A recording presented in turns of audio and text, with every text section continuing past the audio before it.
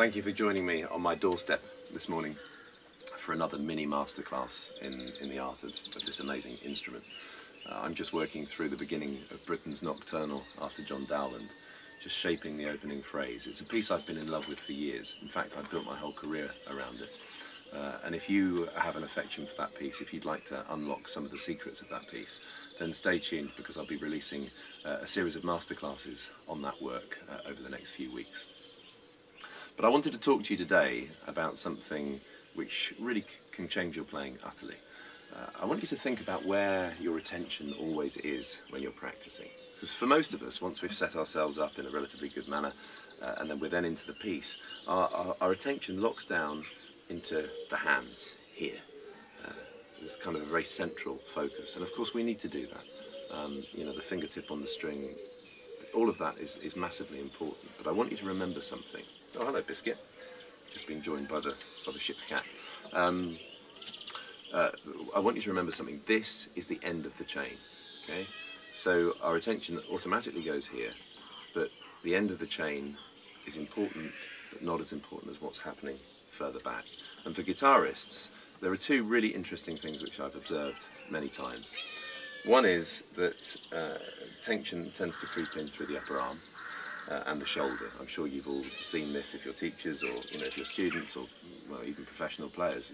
We always have a kind of battle with that, and we have to work out a way to work around it and release it. So here's a simple technique that you can do to allow your arm to be free and allow your fingers to do their job down there at the end of the chain. So when I'm playing, very often when I'm practicing throughout a series of phrases, there will be moments where I reactivate in my mind an idea. And the idea is that my arm is an empty tube. Now, it may sound ridiculous that, okay, I'm imagining my arm as an empty tube, or what's that going to do? But the way we use our mind has a very, very subtle effect on our body. So as you're playing, if it's a scale passage or if it's a tremolo, I mean, this is massive for something like the tremolo with lots of fast repeated notes. You need to find a way to keep the arm loose and long underneath that burble of sound which is going on here. So I imagine that there is a kind of line, like a channel, that goes from the centre of my chest all the way down the arm, down through the forearm and into the hand. Because here's the thing, our arm doesn't actually join our body at the shoulder. We think of it that way, it's kind of like a Gray's Anatomy, isn't it? This is an arm, this is a chest, etc., etc. But you also know that the hip bone's connected to the thigh bone and all that kind of stuff. So if you start to think of your arm as starting here in the centre of the chest, straight away you will have a breadth through the chest and through the arm which didn't exist before, just by that one simple thought process. My arm starts here, doesn't start here. And then you imagine this line, but it's like an empty tube through which water can flow, or through which your thoughts can flow. In effect, the arm is now a transmission tube. It's not a thing of gristle and sinew and muscle held, constricted, but it's just an empty tube for your intention to pass down through to the end of the chain. That idea of a transmission tube is not mine. It comes from a very famous movement coach called Ido Portal, kind of master of human movement in all sorts of fields. And it's very, very applicable to the guitar. So as you start to play, okay, your focus now is just to remind yourself to lengthen. Your arm starts in the centre of the chest. This is an empty tube. And then as you strike, each strike can take place without any tension stopping the ability of your fingers to move. And the tension normally creeps in up here. But we've now knocked that out with a simple thought. Your arm is a transmission tube, and your arm starts here in the centre of the chest. And here's another thing for you.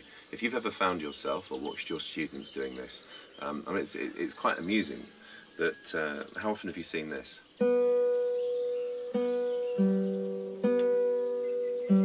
It's almost like a kind of, a facial tic in order to strike the string. And here's the interesting thing, because we all want to make faces and be expressive, and it would be terrible if we were all kind of Thunderbirds Argo players where we sat there impassively but very poised. That would be kind of disengaging. But the desire to have expression in our face as a result of listening to the music and it having an effect on our emotion, that's one thing. But what I'm talking about here is this kind of movement in the face or in the neck or locking down in order to strike the finger on the string. Now, isn't that funny that we should do that? That somehow we've wired a way together of moving, which requires us to move our head or lock our lips together in order to move our finger here down at the end of the chain. So if you find yourself doing that at any level, just sit with it, become aware of it, and I will be releasing a whole series of techniques which can help you to get rid of those things and express your passion and your intention and your musicianship, but without that kind of surrounding buzz of tension which can constrict it. And here's the interesting thing too, that we often come to associate that tension, that movement, that kind of those physical tics as a kind of well, as a necessary thing, as our intention itself. But there's something which can constrict our ability to play well and stand in our way. And the art of good learning often lies in getting out of our own way, not in taking our character out of the game or our personality, but just some of these habitual things which maybe don't serve us.